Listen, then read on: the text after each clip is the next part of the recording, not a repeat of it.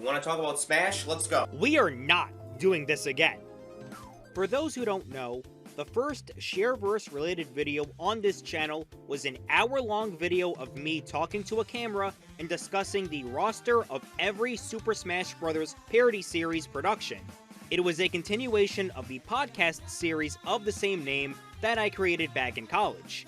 And honestly, it was not the best way to start out my method of sharing Shareverse to the internet.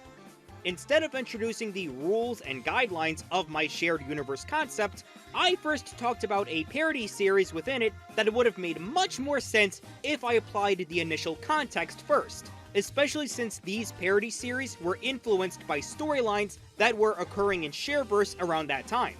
I still have the original Lipsyn files archived and uploaded to my channel, and I have no plans on deleting them anytime soon.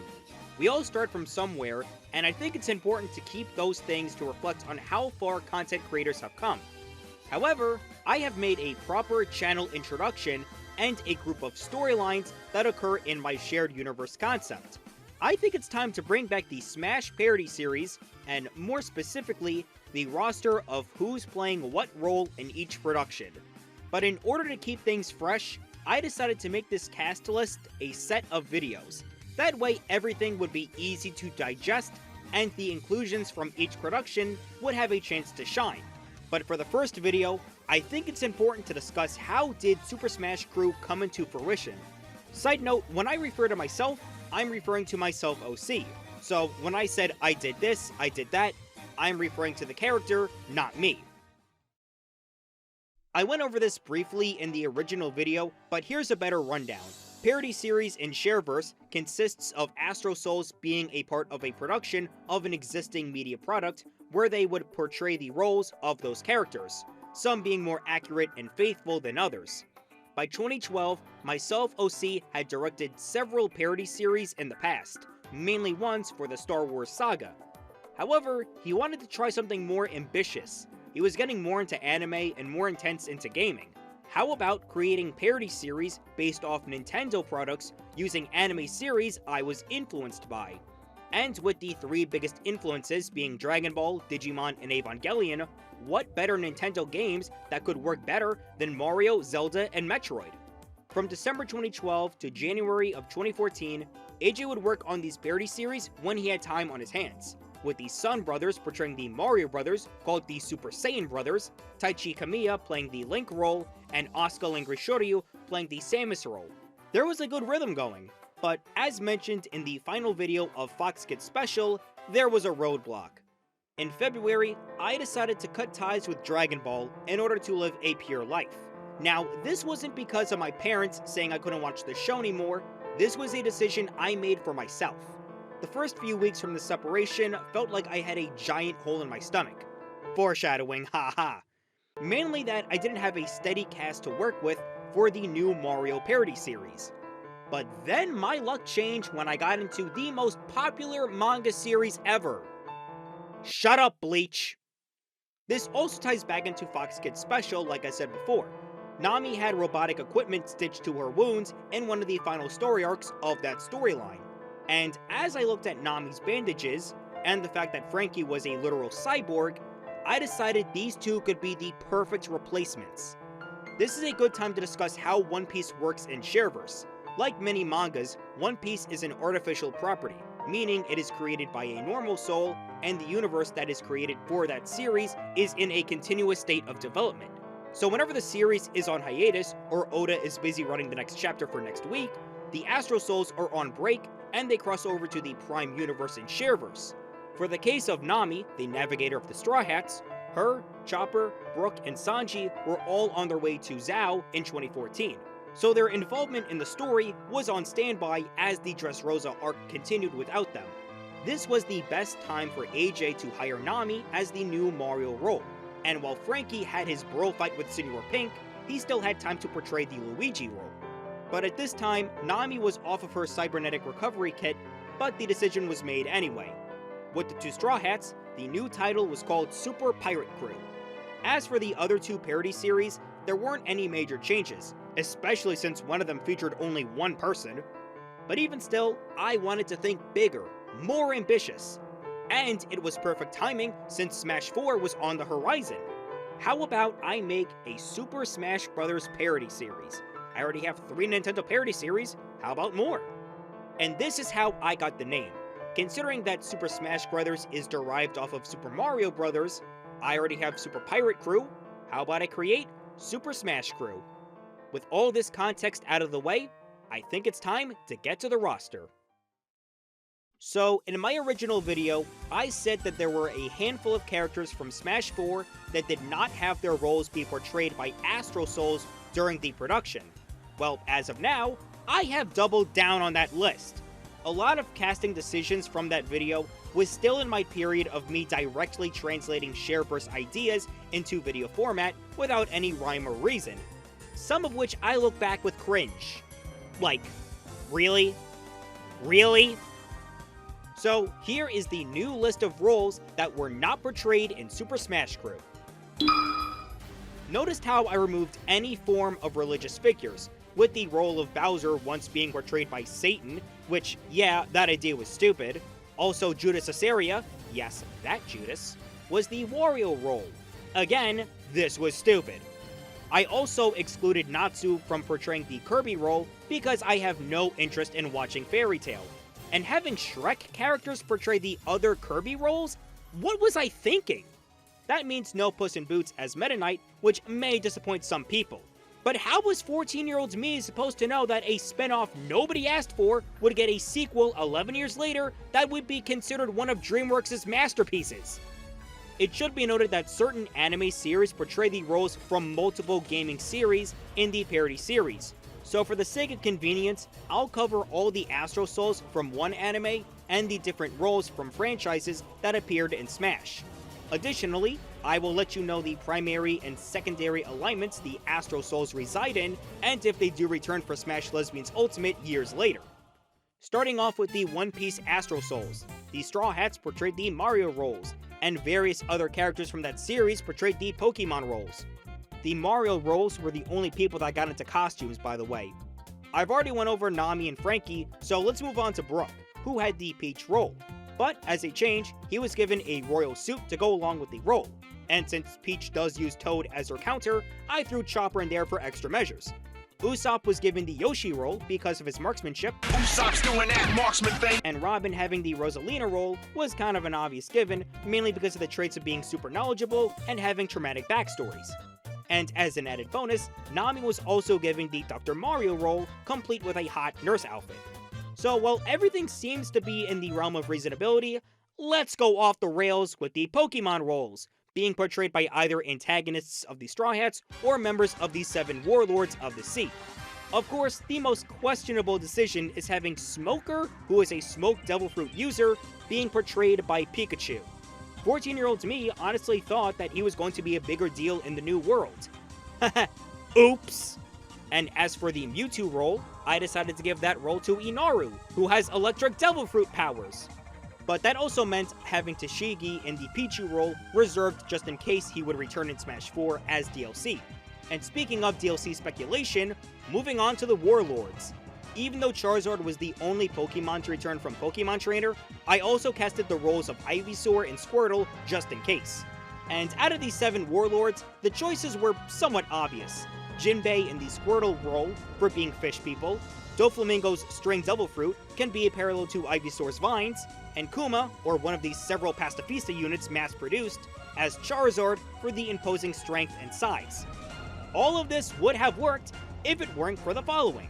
Jinbei was a good guy and was willing to join the Straw Hats by Fisherman Island. Doflamingo went to jail after Dressrosa, and shortly after the Reverie, the Warlords all disbanded. It also didn't help the fact that most of the time, none of the Pokemon roles showed up to the productions. Lucci was given the Lucario role, yet he was busy as the promoted director of Cyberpool Zero.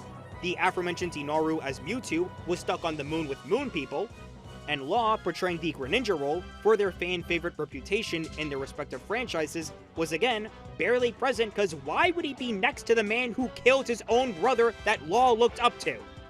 Lastly, Mihawk had the Jigglypuff role. Because I'm an idiot. Moving on to Digimon, much more familiar territory for me. they have roles from the Zelda series, but also the roles from Kid Icarus and Mega Man. Tai, as I mentioned before, had the Link role, though he rarely used the Toon Link role that was reserved for him. His sister Kari was the Zelda role, but you don't care about her. No, you care about her Digimon, Gatomon. As a reminder in Shareverse, by this point, Gatomon was already the astral co-owner of the entire Disney alignment. Now that she was in Super Smash Crew, she had full control of doing whatever she wanted. In her Angelomon form, she portrayed the Sheik role, in her Ophanimon form, she portrayed the Palutena role, and in her Lilithmon form, she portrayed the Sonic role, which also makes her the first secondary role in the production. Secondary roles kind of serve as understudies when the main performer is not available for that production. And lastly, Daemon portrayed the Ganon role, which is kind of a callback to him being the final boss for Taichi in the Digimon V1 Tamer manga. Moving on to the only other Kid Icarus role in this production, Lucimon portrayed Pit.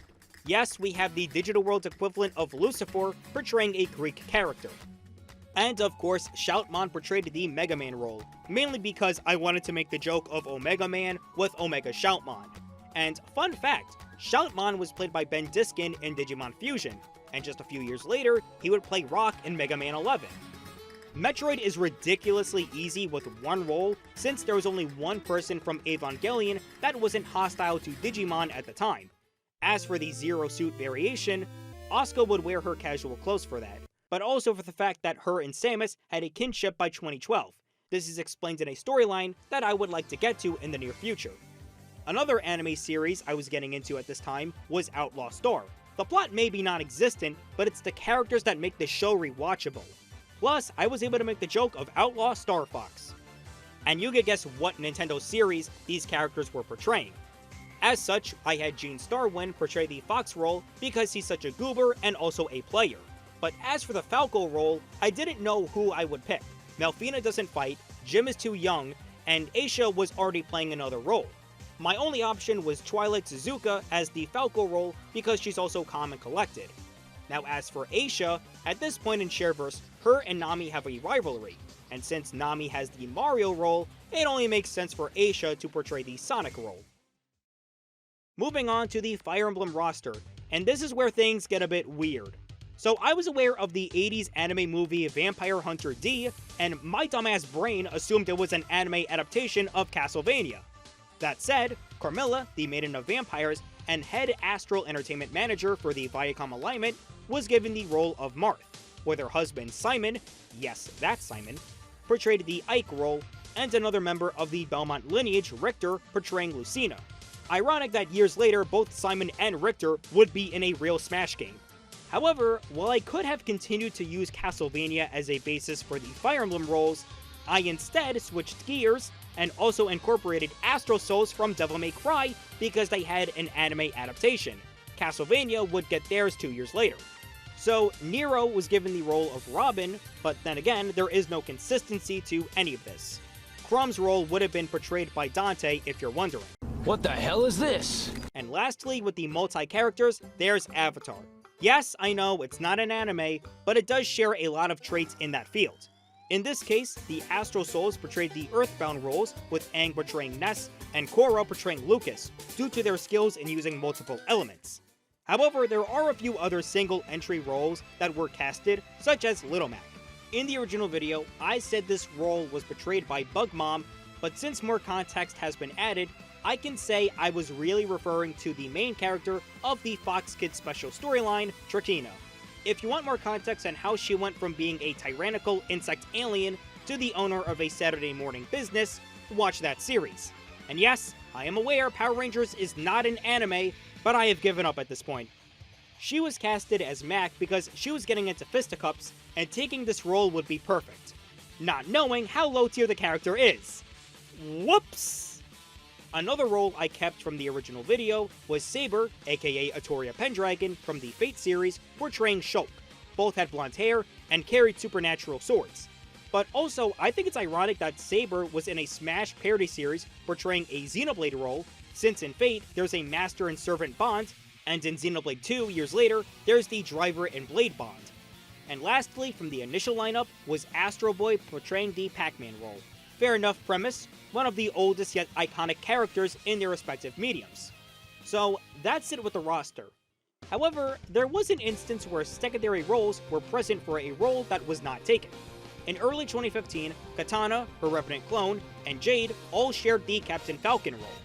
If you remember from my Mortal Kombat in Shareverse video, Katana and Jade survived their attack from Sindel in the 90s, but Jade created a Revenant disguise to fool the others, while Quan Chi was aware of Katana's survival and created a perfect one-to-one Revenant clone of herself in order to prevent the others from not knowing the truth.